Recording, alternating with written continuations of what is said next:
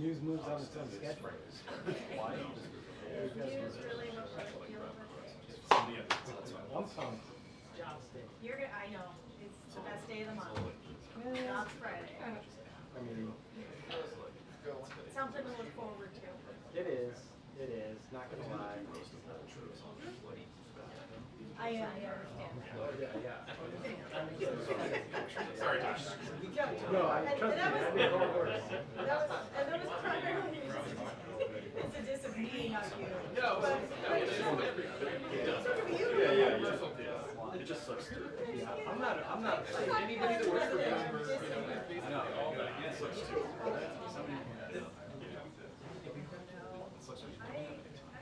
That's what. It's this weird folder reference, but I It used to be that you went to the labor department. yes. Yeah. And they had the labor department daycare. And Josh was at come out as a toaster strudel. That's great. Walking this way, smelling the toaster strudel, just going crazy. So I like have a Pavlovian. That makes you want a toaster strudel. Yeah, I was like, I'm hoping she knows that was, I'm hoping that was. Maybe one of the last people left. Yours? Affiliation. Yeah, thanks a lot, pandemic. Ah, sad.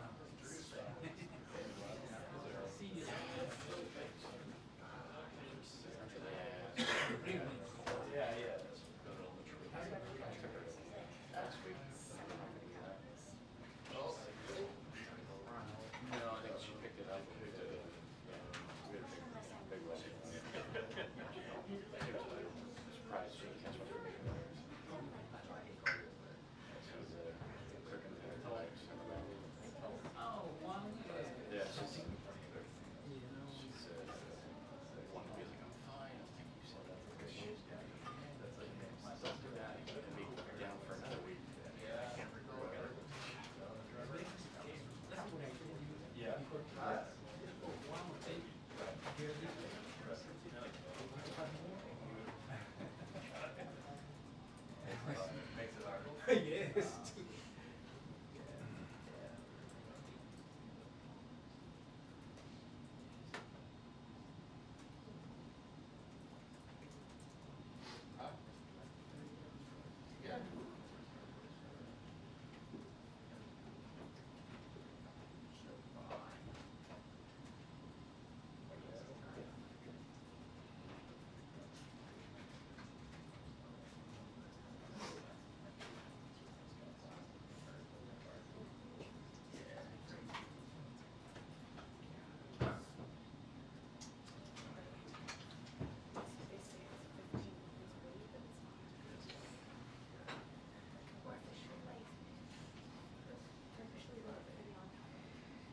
Well, to be fair, if they had planned it to be a half hour late, then they could still be 15 minutes early.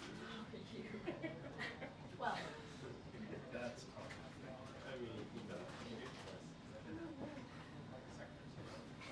maybe something good's happening.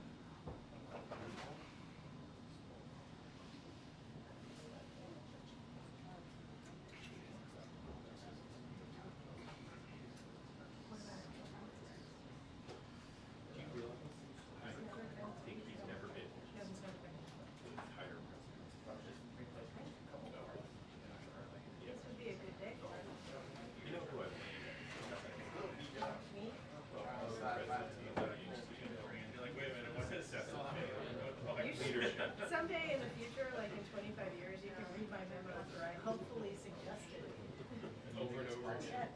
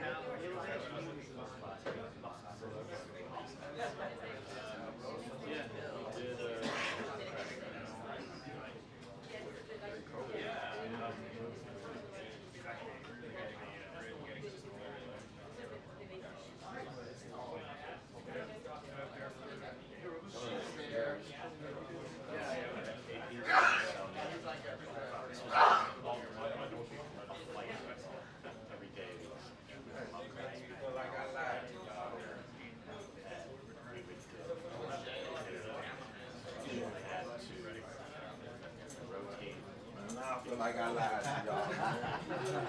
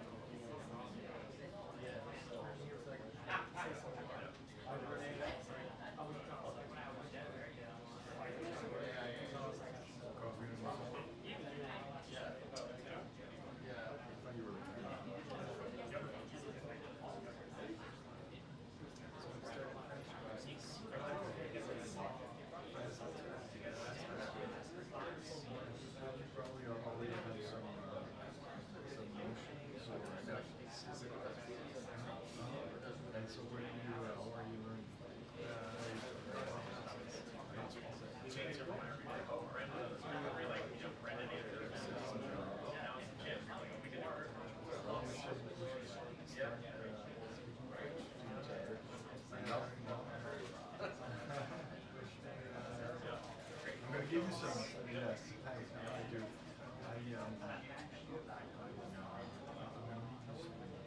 Some more months. Yeah, please do.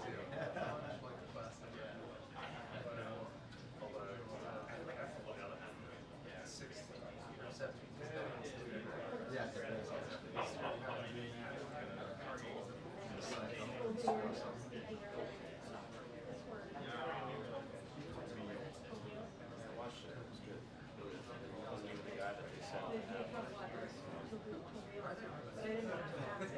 And it's been bothering me all day.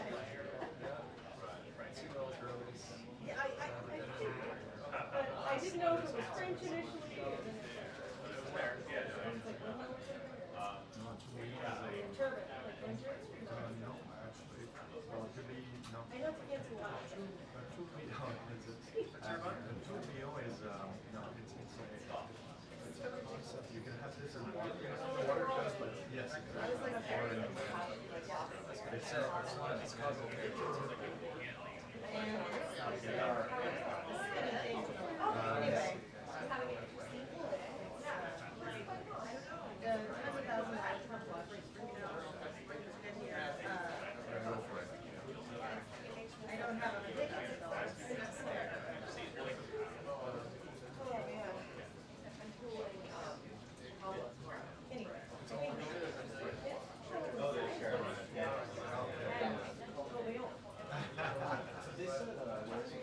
Just the name is Spanish, that's it. Well, okay, so just making us try to say, or something. Yeah, I will, sort of.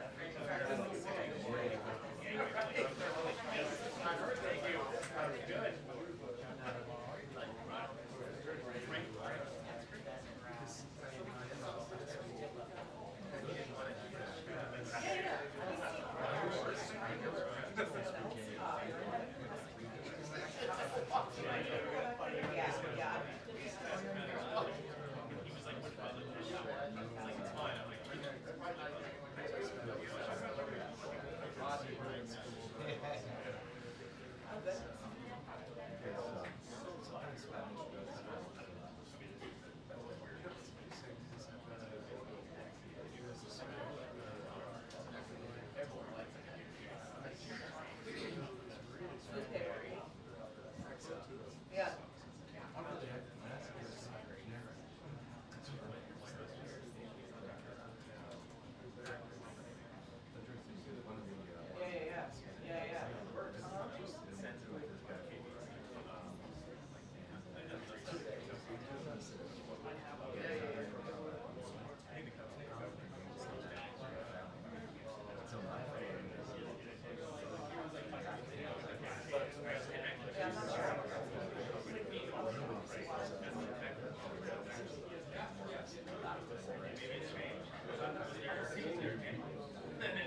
I'm fine with Latin, but not all that. They did investigate it. Indeed,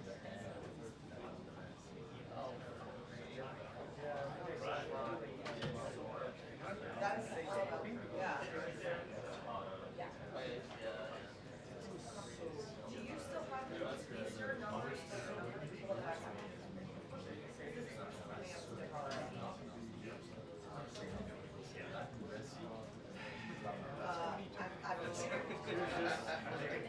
Okay, yeah, sounds good.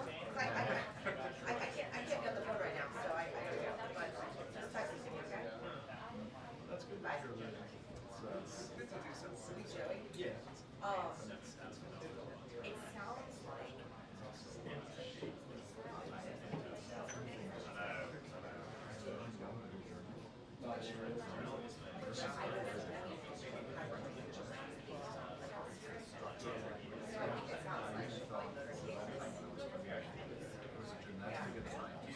But she started sparking her.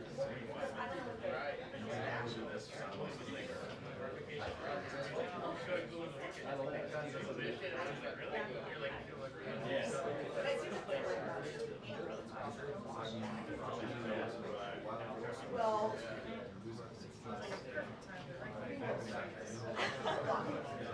Don't like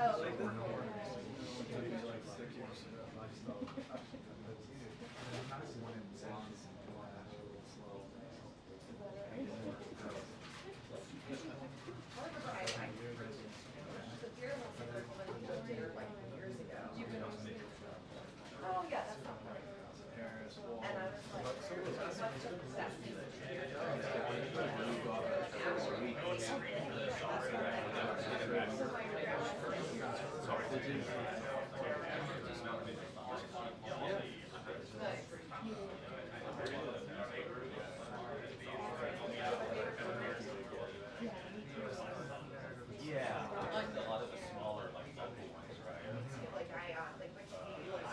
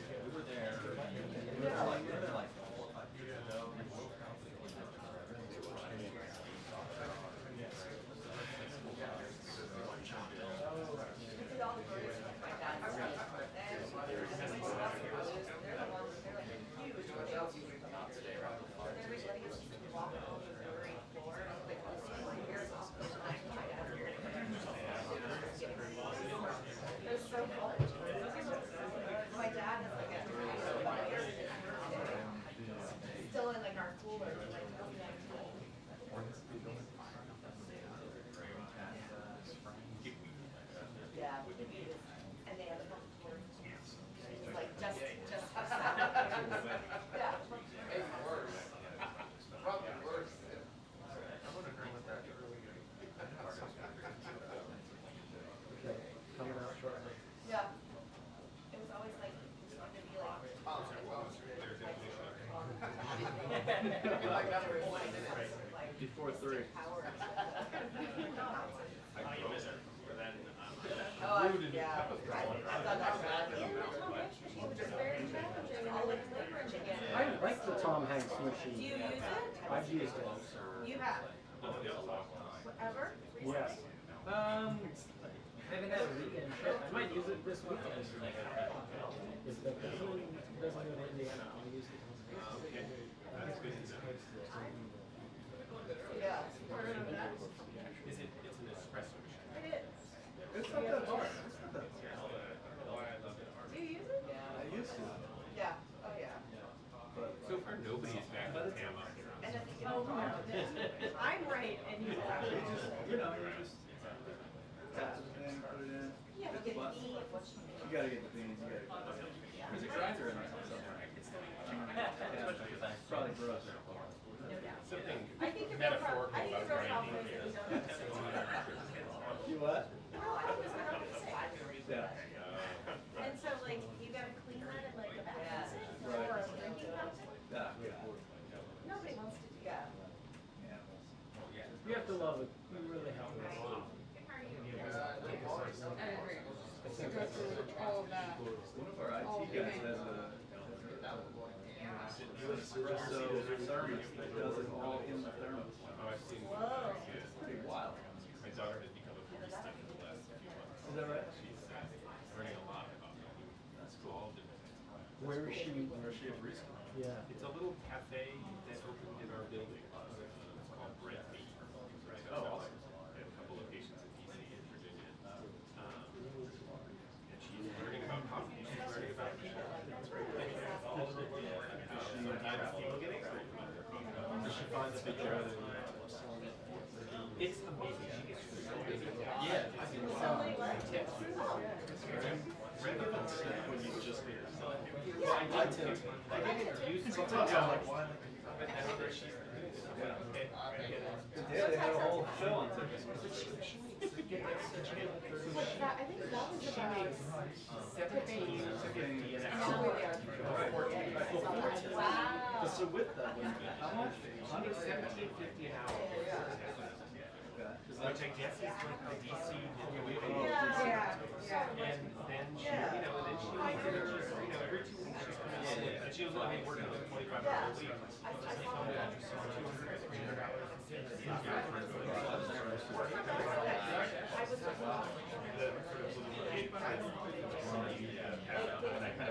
It also was like a truly valuable skill set. Yes. Oh, I mean, if you later in life can make a little swirl on a toast. yeah, she can do that. Like a little meat. Yeah. That's like a party. Speaking of which, is she a master at butchering people's names on And writing would the she like names? to come Yeah, here and that's show us next how to level. use Yeah, it? that you gotta do that. I cannot wait until you get that. Yeah, no, I'm gonna get out of here. I remember her doing that. Just take your time.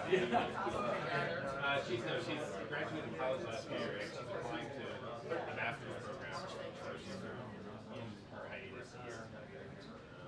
But having a really good time. So I'll have like one of those. That's great.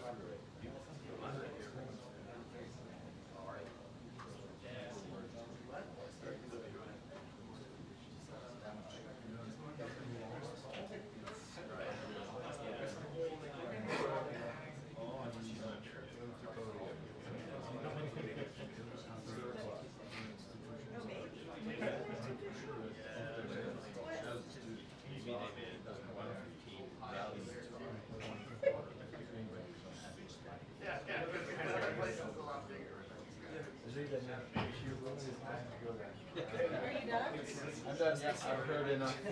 Wow.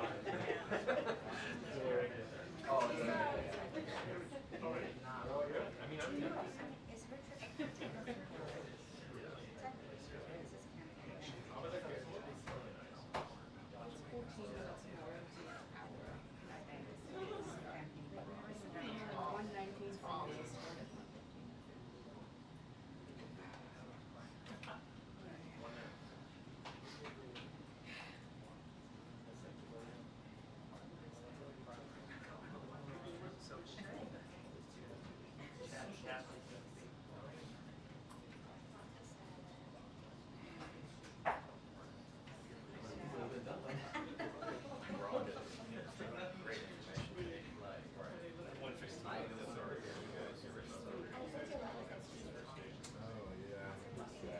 He seems like a really nice guy. You know,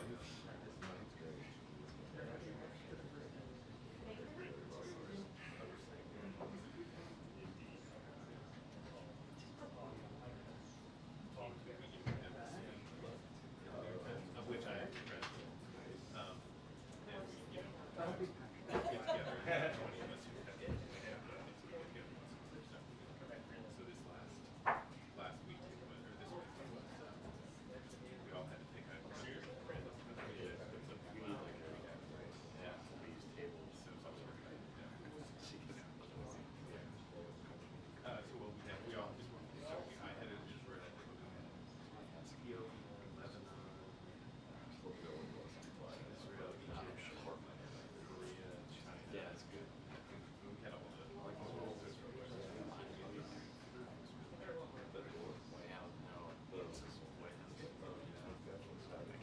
I think he came for that. I think he officially started. It's a little drawer, right?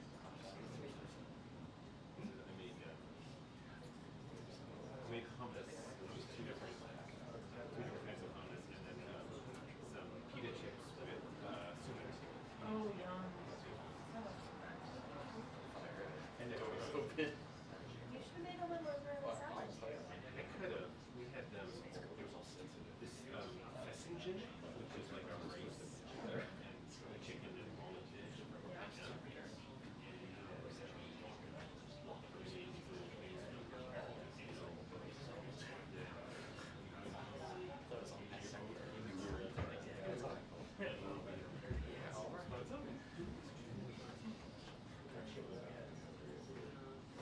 Yeah, you should definitely keep on top of that. About food. Sorry. The press briefing will begin in 2 minutes. The press briefing will begin in 2 minutes. Yeah, right.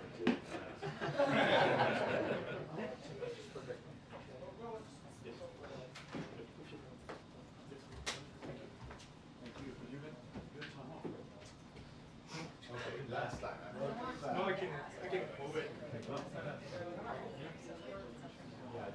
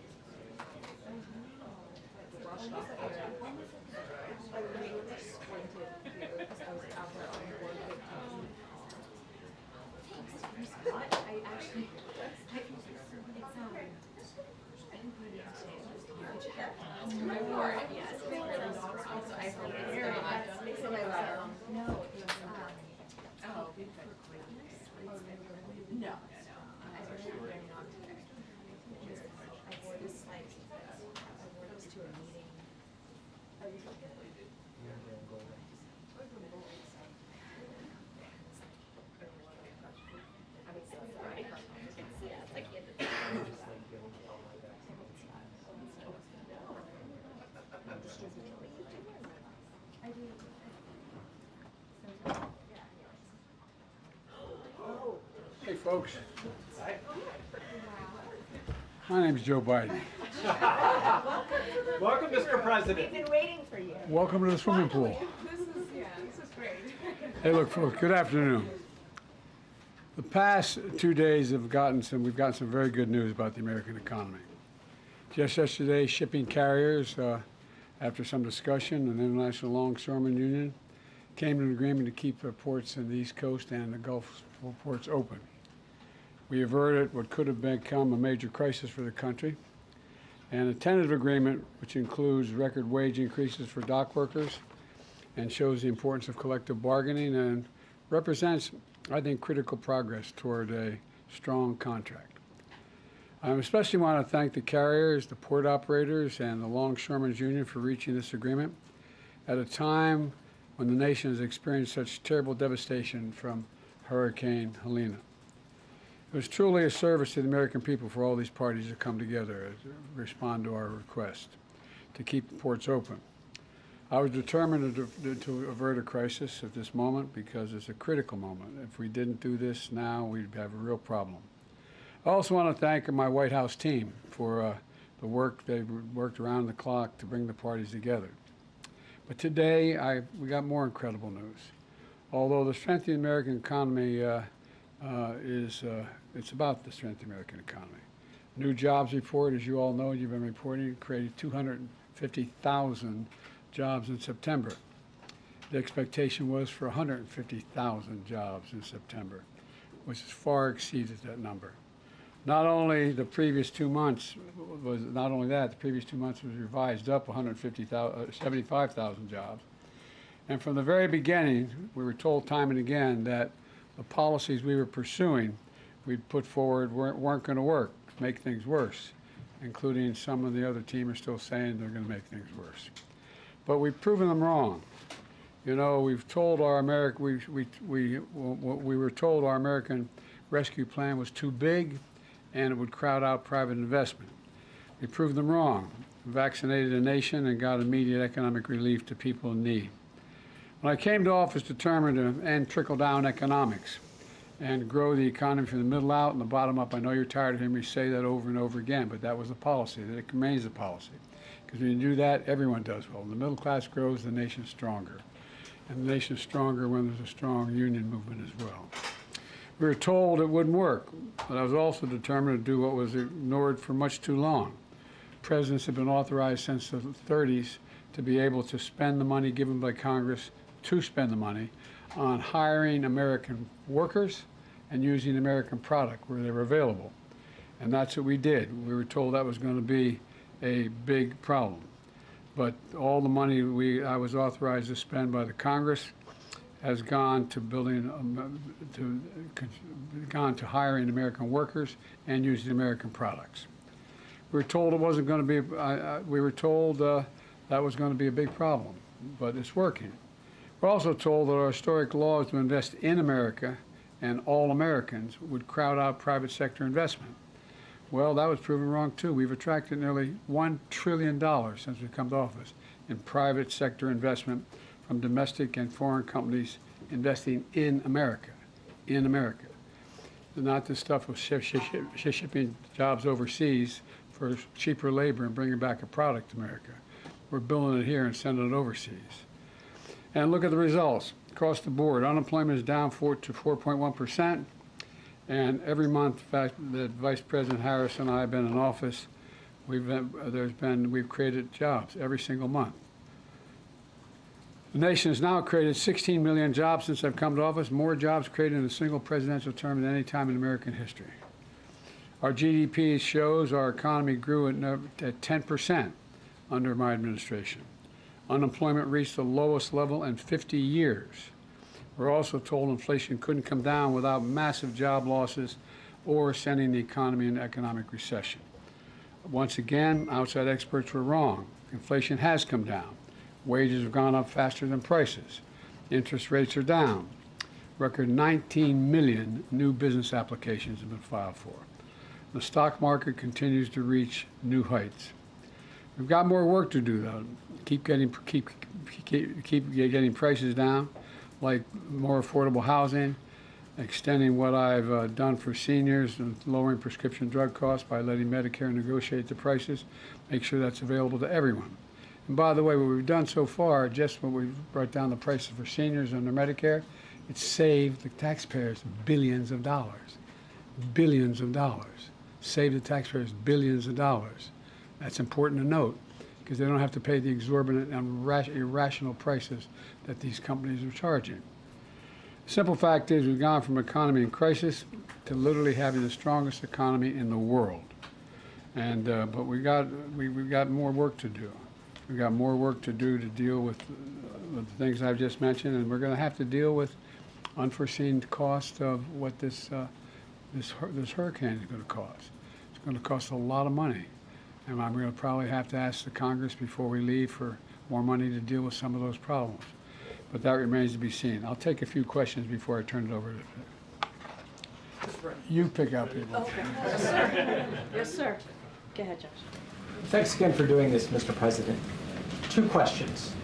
The first, Florida Senator Marco Rubio described today's jobs report as having fake numbers. What do you make of that, and how worried are you that many Americans are hearing that the jobs numbers aren't real? Look, I'm going to be very careful here. If you notice, anything the MAGA Republicans don't like, they call fake. Anything. The job numbers are what the job numbers are. They're real. They're sincere. They're what we are. And by the way, just look at how the EU talks about us, how they like to have an economy like ours. Just talk about the rest of the world looks at us and what we're doing. So I don't want to get going.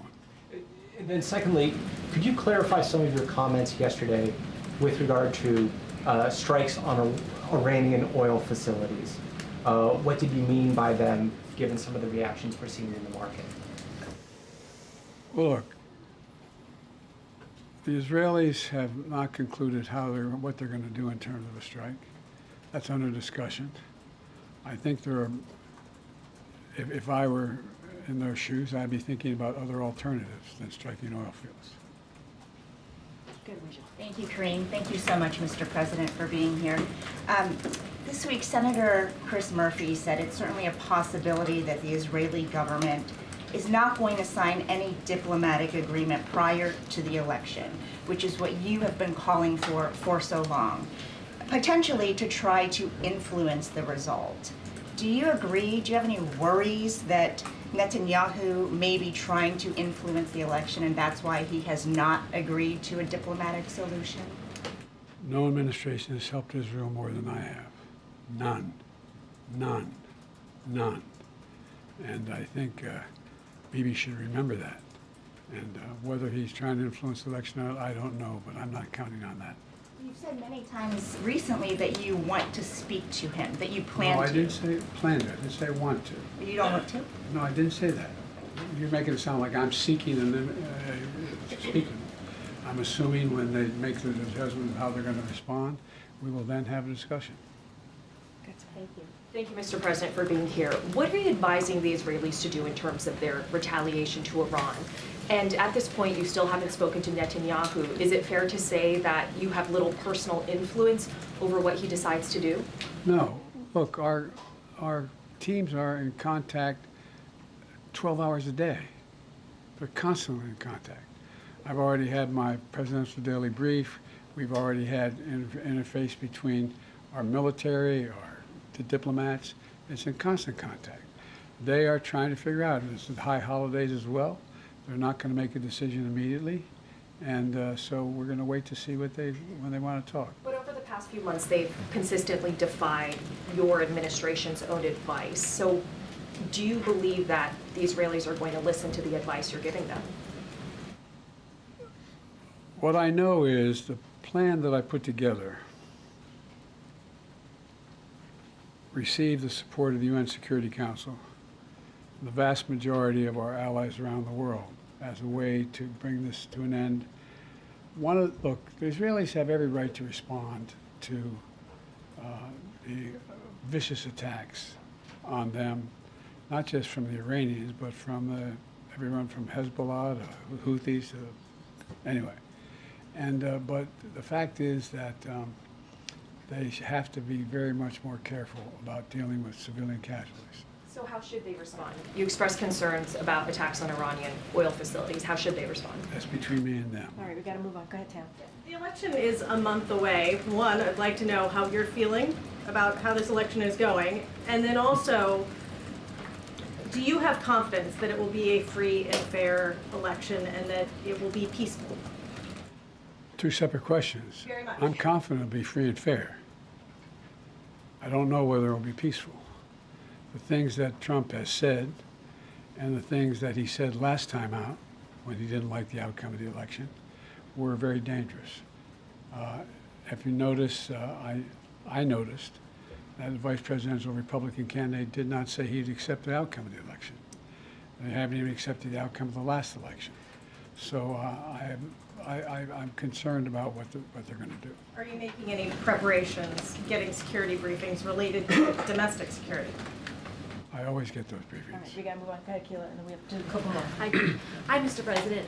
When are you considering imposing sanctions on Iran, and would you include oil in those sanctions? That's under consideration right now, the whole thing. I'm not going to discuss that out loud. And just on your comments yesterday on the port strike, you said, by the grace of God, it's going to hold. Is there any reason you think that this there's more to do. suspension? A month from now, there's more to do in terms of everything from the whole notion of mechanization of the ports and the like. There's more to resolve. Go ahead, Daniel. Thanks, Karine. Thank you, Mr. President. Last night you said that there's still a lot to do to avoid an all-out war in the Middle East. I mean, firstly, aren't we pretty close to that definition already? And secondly, what can you really do to stop that happening? There's a lot we are doing. The main thing we can do is try to rally the rest of the world and our allies into participating like the French are in Lebanon and other places to tamp this down. And but when you have proxies as irrational as Hezbollah and the Houthis, and it's a hard thing to determine. Got to lose. I gotta go, Keith. I know. He's telling me I gotta go. I said I'd take a couple questions. All right, you're the last. I think she's increasing her credibility. You have to take some more.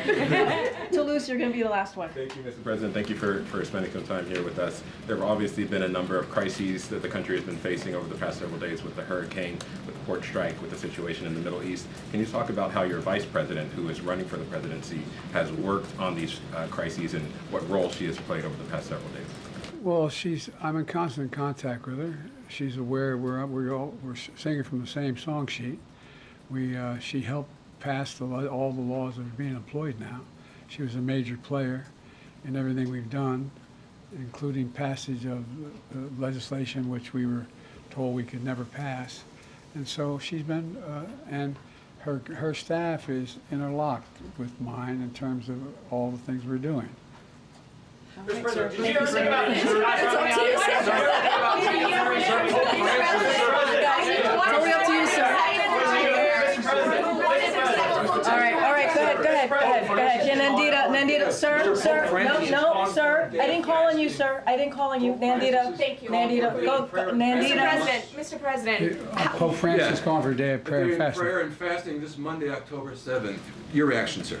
I will pray and fast. Okay, that's acceptable to you in terms of Israel's response. How long are you okay with Israel bombing Lebanon? What is acceptable to you? All right, guys, that's it. Thank you, everybody.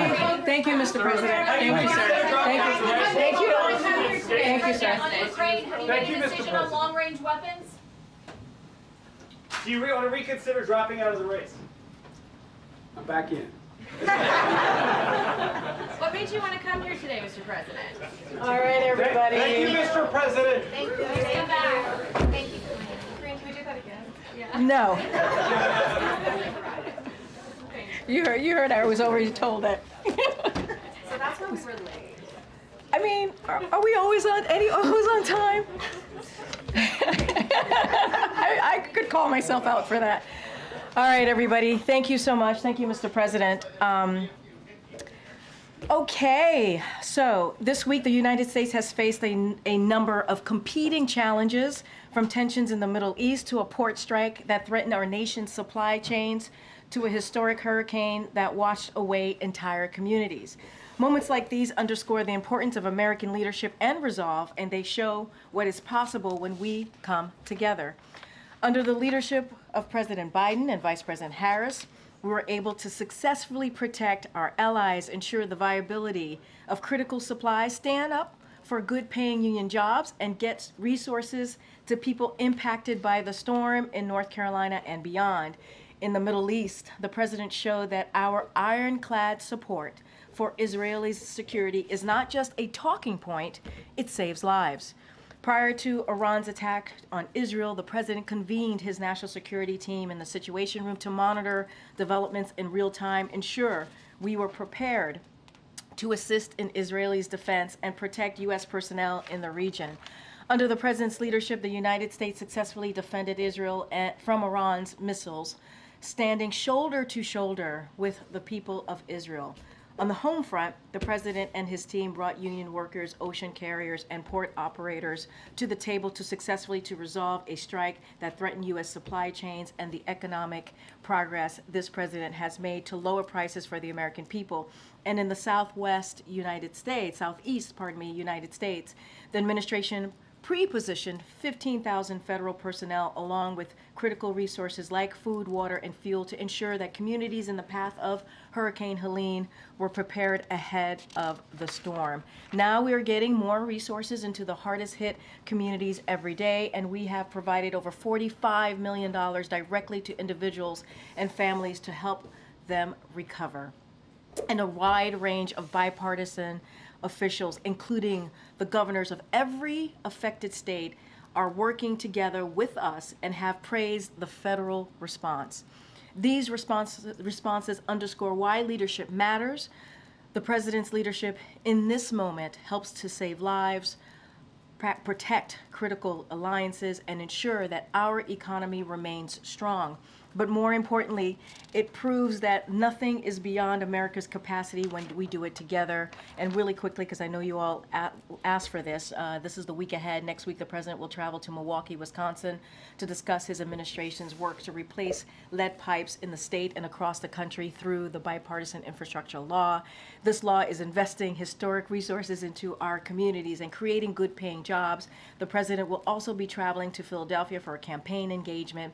He will also travel to Germany and Angola to underscore the enduring strength and importance of two strategic bilateral relationships in addressing a comprehensive range of global challenges. The value of strong alliances and partnerships in the defense of freedom and democracy has never resonated more in Europe, Africa, and beyond.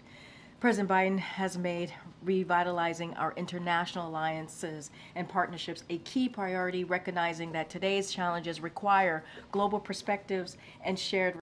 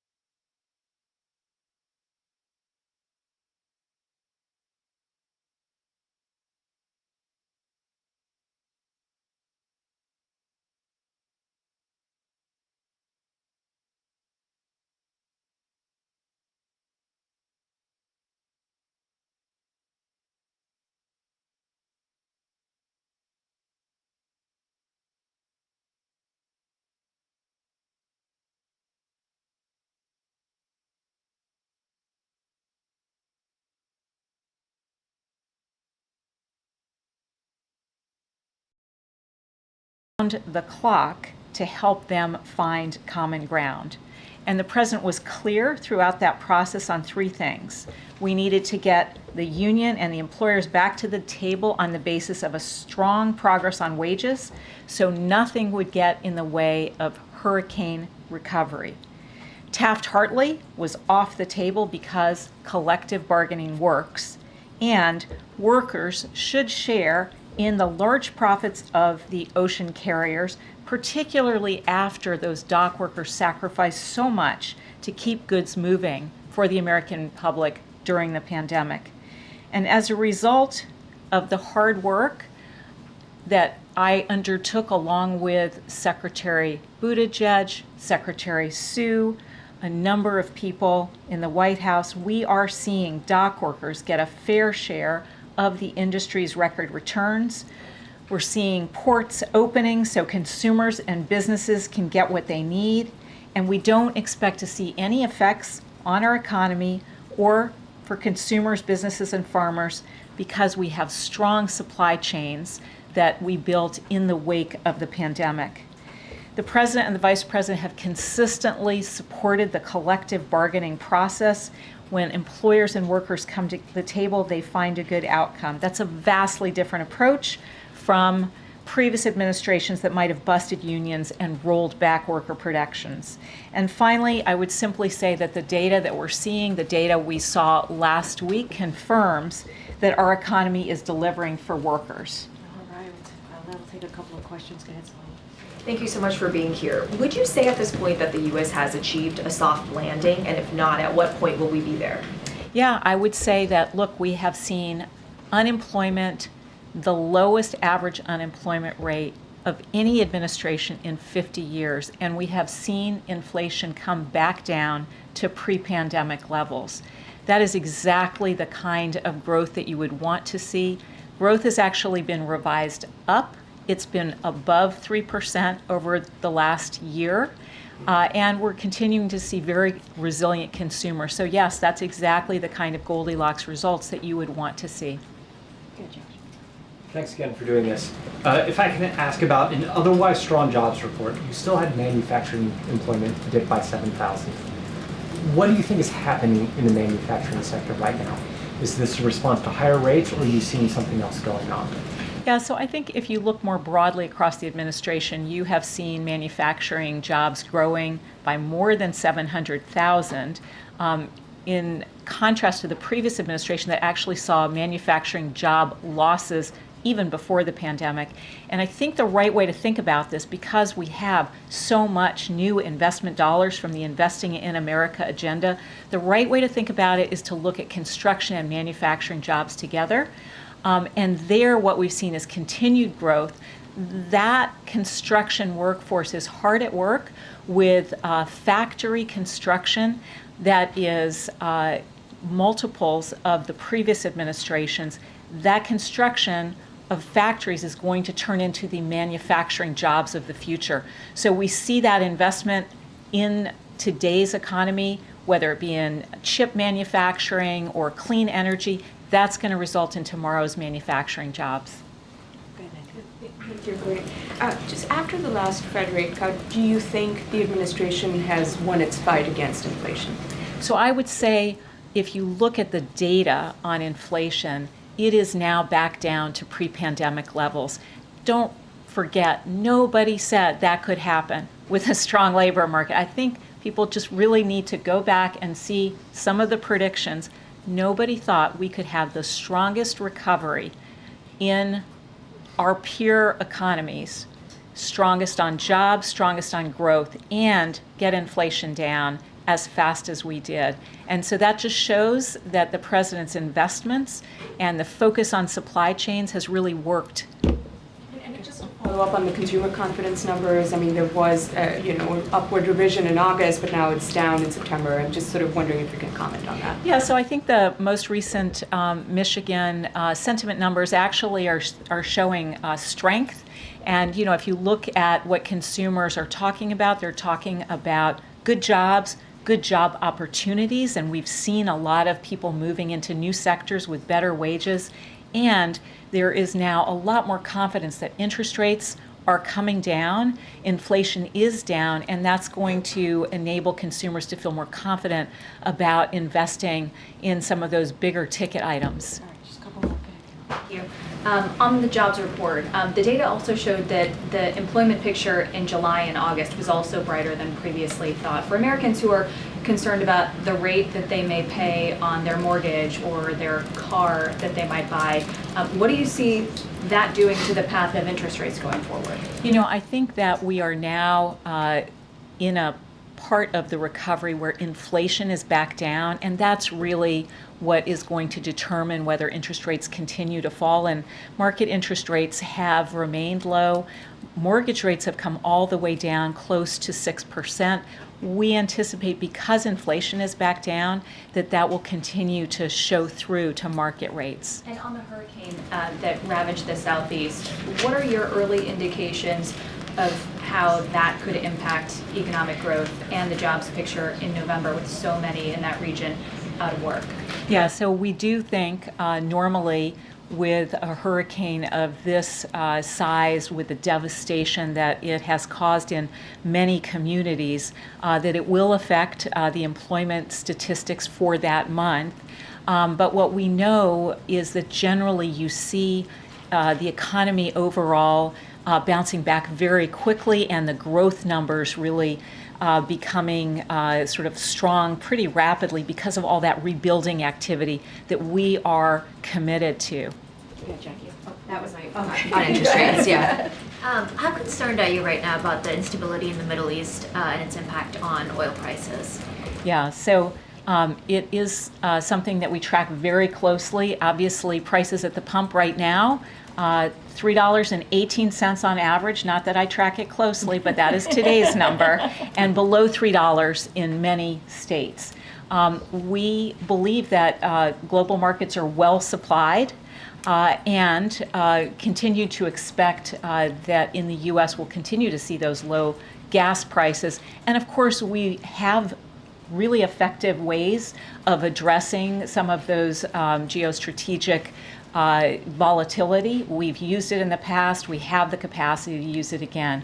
So right now, markets are very well supplied, and we anticipate them to remain so. All right, last question. Nope, Jared? Okay. No, I can go to Garen too. A federal judge in Missouri issued an injunction blocking the president's student loan program hours after a judge in Georgia allowed it to advance. What is the White House's message to this dizzying legal battle, and that was lifted up as an economic policy, particularly closing the racial wealth gap? And what is your message to Black and Brown Americans who are really relying on this relief? Yeah, so student loan debt relief is so important for so many young people who are trying to build wealth, particularly for people who are first generation, to be able to invest in small businesses, to invest in starting a family, to invest in a house for the first time. So we are going to continue to work to deliver that debt relief to so many students who deserve it. I do want to say that we have 5 million Americans who have already received debt relief, and you can go on TikTok and other social media platforms and see their testimonials, what a difference it makes in their lives. And that is why the president, vice president, going to continue working so hard to deliver. Thank you so Thank much, you. Leo. Thank you. Thank you so Can you much. address I food appreciate it. insecurity? The Thank numbers you. are rising according to the USDA. Food insecurity numbers? Maybe Karine, if you could. No, not right now. Food insecurity? I'm not talking to you, sir. Okay. I'm just not. It'd be nice if you would be less disrespectful in the room. All right, just asking questions. Inappropriately. Okay, go ahead, Josh. I don't know if maybe you guys are done with me. Maybe I can walk out. You guys got all the best. You guys got all the best. Go ahead, Josh. So we were to zoom out. Yeah. President Biden came in here today. Yeah. He's going to be with Pennsylvania Senator Bob Casey this week. Then he goes to Germany and Angola. He said he's singing from the same song sheet as Vice President Kamala Harris on the campaign. How does he see his public role in the next few weeks as we get closer to the election? What's he trying to achieve, and how's he thinking about it? I think he's doing his job as president. right? I think that's the most important thing. I mean, I started off at the top, at least at this part of the program, where I said that we've had 3 major events happen this week. And what did the president do? What did the vice president do? They worked shoulder and shoulder to deal with these major events. Now we see a deal with the port, a negotiated deal with the ports. Obviously, that collective bargaining is extended until January 15th, which is incredibly important, especially in the midst of a hurricane that we saw, this historic hurricane that we just saw, Hurricane Helene. We see what's happening in the Middle East. The president and the vice president continue to have diplomatic conversations, if you will, to de-escalate, to deal with what we're seeing in the region, and the hurricane. You saw the vice president in Georgia, the president in North Carolina, South Carolina, Georgia himself, and also in Florida. Pardon me. And so I think what you're going to see is him continuing to do his job, working closely with the vice president. Look, before Hurricane Helene, President Biden was planning to campaign this week. And you heard me say he's going to go to Pennsylvania. He's going to go to Wisconsin next week. And so we have, you all have covered how much of a whirlwind week this has been. And so the president is going to be president. He's going to be commander in chief. And obviously he's going to be supporting his vice president. I can't speak specifically about the campaign because of we do respect the Hatch Act here, at least for myself as a federal employee and many of us here. And so, look, he's going to continue to do the work that he's doing. We saw strong jobs numbers. That's one of the reasons he came out. He came out because he wanted to talk about that. He wanted to talk about what we have seen this week. And so look, we're going to continue to doing the work, and I think that's what the American people want to see. Good, Celine.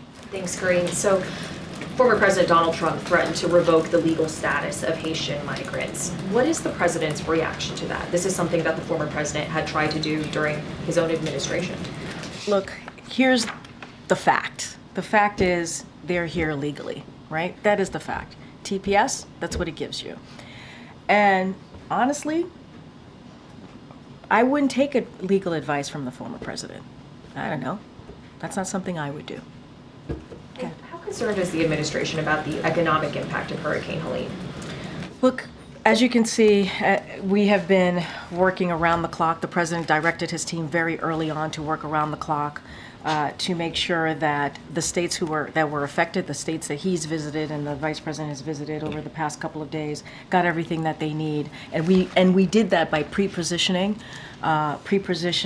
some of the personnel, about 1,500 federal personnel, to do that.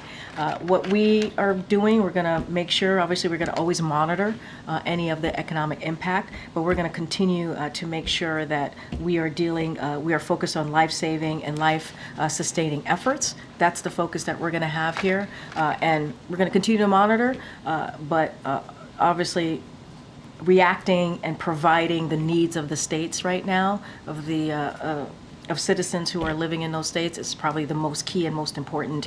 And continue to call on Congress to move forward with additional funding. As you know, in the CR, there was a robust ask for funding, for disaster funding, and that didn't make it in the bipartisan CR. And so we got to get that done, and we're going to continue to have conversations with Congress. I tried asking the Indeed, president. I've called on you like 3 times today. I know some folks in the back are just going to be like, yeah. So. I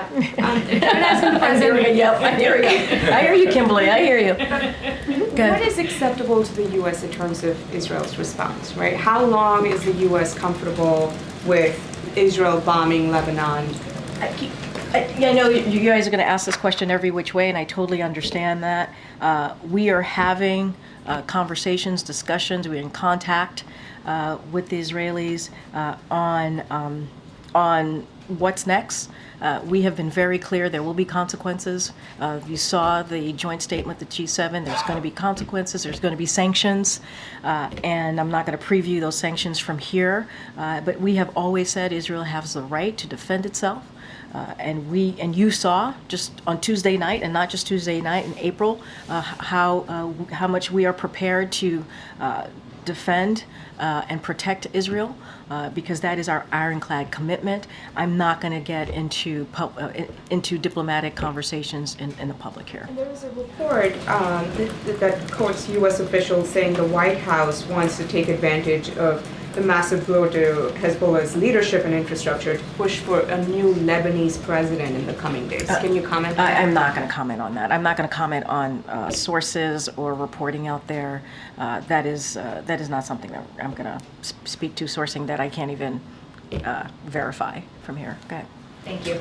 On the port strike, reaching a tentative agreement, the White House and several officials were involved in the 90-day extension of those talks. I'm wondering what the significance of that timeline is and whether the election being 5 weeks away played any role in it. Look, this is about the right thing to do for workers. Many of those workers put their lives at risk during the pandemic. We have always said collective bargaining works. We believe it works. And we have seen parties reach a fair agreement when they come to the table and in good faith and do that collective bargaining. This is what's important. It was important to this president to get this done. This is not about an election. This is about what is the right thing to do for the American people. This is the right thing to do for workers, again, who deserve higher wages, who deserve benefits. And so the president is proud to have been able to do that. His team, obviously with his team, he directed his team to do this. And so now collective bargaining is going to continue, and we'll see where we are in the next couple of months. But this is not about politics for this president. And you have seen that in the last 3.5 years when we've been in these types of situations where there was negotiation, and we have been very, very clear, collective bargaining and supporting workers. On congressional funding, you mentioned some of the items that were lacking in the short-term funding bill that Republicans had put forth. I'm wondering if the president has spoken with any members of the Big Four in Congress to bring those concerns to them directly. So I don't have any conversations to speak to that the president has had with members of Congress. I mean, you saw him on the road. You saw him in a bipartisan way on the road in North Carolina, South Carolina, Georgia, and Florida. And you saw him with Republican congressional members and governors and Republican and Democratic congressional members and also governors. And you saw that bipartisanship. I'm certainly not going to get into any private conversations that they have had, but we will continue to speak to congressional leadership and members about getting that extra funding. It is important. They need to act. They need to act. Go ahead. Thanks, Karine. Can you talk about how President Biden will be marking Monday's one-year anniversary of the October summit attack on Israel? So obviously it's going to be a painful day for many, including for all of us here. And so we will have more to share on how we will be commemorating that devastating day that we saw a year ago. Don't have anything to share at this time. And secondly, this was President Biden's first time, correct, to the press briefing room since he's. Why and you're not, welcome. You're welcome. I know where this question is going to go. It's going to be great. It's going to be great. For a question, but that's all right. But real quick, why not? Why didn't he come in the 3.5 years before? Why? I mean, he came today, and you got to see him, and you were here. I mean, he had the opportunity. Oh man, come on. Come on, he was here. He took your questions, and he is every Friday with the POTUS. Friday with the POTUS. No, you guys got to bring the ice cream. You guys got to bring the ice cream. Okay, I'm going to do a couple more. Go ahead. I haven't called on you. Go ahead. Thank you, Karine. I want to go back to Haitians and the TPS, but first, it's another week of misery in Haiti. There was this report from the World Food Program describing acute hunger. What more can the U.S. do to improve the situation in Haiti? And if there's no improvement, is it conceivable that the TPS for Haitians will never be lifted? So look, on your last question, I'll do that first. The last part of your question, I'll do that first. I can't predetermine what TPS status is going to be. It's not something that I can do from here. Obviously, as you know, that is a decision with DHS and the State Department. They decide the TPS and the best way to move forward. So I'm not going to get into hypothetical about that. But as it relates to Haiti more broadly and to the question of instability and what's happening, look, despite the instability that continues, the recent deployment, as you know, of MSS mission is a unique opportunity to build a foundation of security and bring hope to Haitians that deserve to live their lives free of violence. And so to that end, the United States has delivered well over $300 million to support the MSS mission while urging the international community to support that mission as well. The United States will continue to hold those undermining Haiti's institutions and committing serious human rights abuses accountable. That is our commitment. We are committed to doing our part both to address immediate security needs and invest in Haiti's long-term successes. We stand with the people of Haiti and will continue supporting their aspirations of more security, certainly democratic and prosperous future. That is our commitment, and we'll continue to support the mission. Go ahead, Michael. Thanks, Karine. It seems as if the president's spoken with pretty much every governor in the affected... He has, that was affected in the region. But has he spoken with Governor DeSantis of Florida? Touche, good point.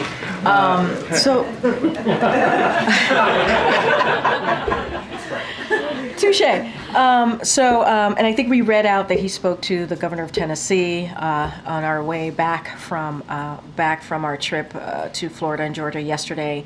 I don't have a conversation to read out with the governor of Florida, but what I can say is that we have been in touch. Our team has been in touch with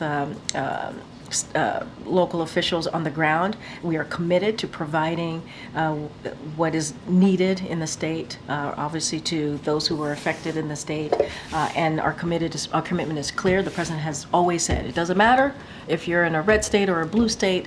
He's a president for all Americans, and that continues to be certainly his commitment. Go ahead. I know I'm getting pulled, but go ahead. Thank you, Karine. The president seemed to suggest that he is asking, or he seems to be suggesting that Israel should consider other alternatives rather than attacking Iranian oil facilities. But should Israel make such an attack, how is the administration preparing for an Iranian retaliation on the Strait of Hormuz that would disrupt oil supply and disrupt oil prices globally? So also, as the president said, we continue to have these discussions. I'm not going to get into hypotheticals. About Israel's response to Tuesday night attacks. What I will say is that we understand that they are still determining what exactly they will do. That is something that we understand. I'm just not going to prejudge. I'm not going to get ahead of anything, and the discussions to continue. But can we say that the administration is preparing for that possibility? I'm just not going to I'm not going to speculate. They're still, I'm telling you, they still haven't decided what their next steps are going to be. So that's what I'm saying to you. That's what we understand. I don't have anything else beyond that. Angola, on the president's trip, Karine, Amnesty International is criticizing the administration's, quote, silence on human rights violations in Angola ahead of the president's visit, calling out the administration's focus on private sector investment to counter China. This is obviously in reference to the Libido corridor. Can you give us a response? Look, I mean, we get this type of question about human rights violations anytime he travels, and if that's going to come up. The president, as you know, has never shied away from direct conversation about human rights and democracy in any conversation. And I could expect that he will do the same in this upcoming trip. And so I don't have anything beyond that. But the president has never shied away from that, never shied away. Okay. Thank you, Karine. Does the administration have any concerns about how the aftermath of this storm could impact the vote? Whether it's talking to the Postal Service about mail-in ballots that may not be getting to people, or impacting the infrastructure in these critical states? So look, we are using every available resources to help this community respond. That's what we're going to do and recover from this disaster. That is our commitment. That's what you've heard from this president. That's what you heard from the FEMA administrator and so many others in the president's administration. And certainly that means ensuring that Americans' voices are heard this November.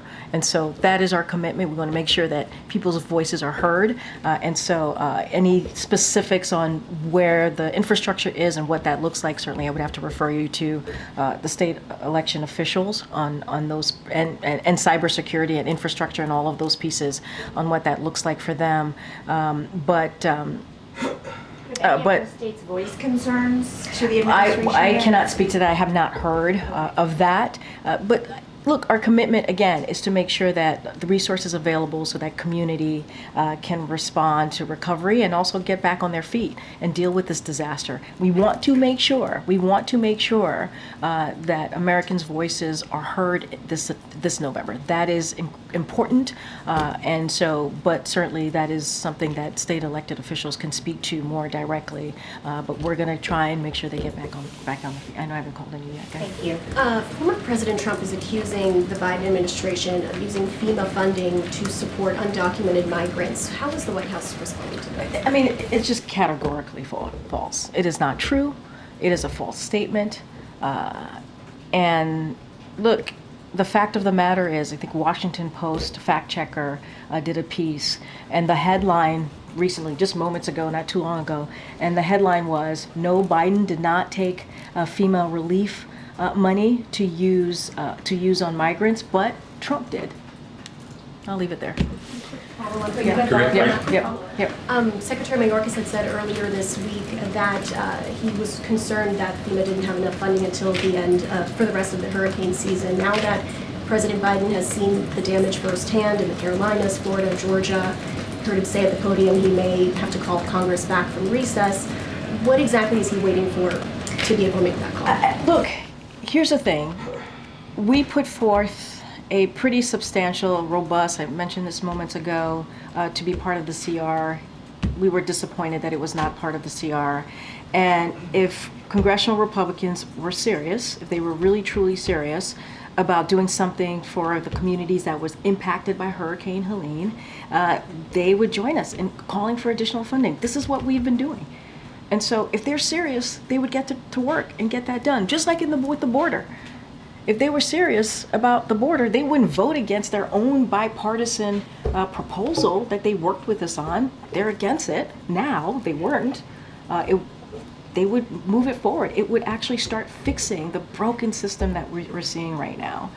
And, you know, they can, if they really want to help us in dealing what we're seeing, whether it's at the border or getting more funding for disaster monies that's going to be needed to get into the communities, they should be serious. Congressional Republicans need to get serious here, and they're just not. Just a quick question on the port strike suspension. Is the White House going to continue to be in touch with ILA and sort of support those negotiations as they continue? I think, look, there's congressional collective bargaining continues. I think that's really important. That's what we're seeing, and that's what we want to continue to see. And so we will be in touch as necessary. But I think what's important is they came up with an agreement. That's because of this president's leadership, and the way to get this done is continuing that collective bargaining, and we believe that certainly works. Thanks, everybody. All right, have a great weekend. Thank you. Okay, once again, bonne chance. Yes.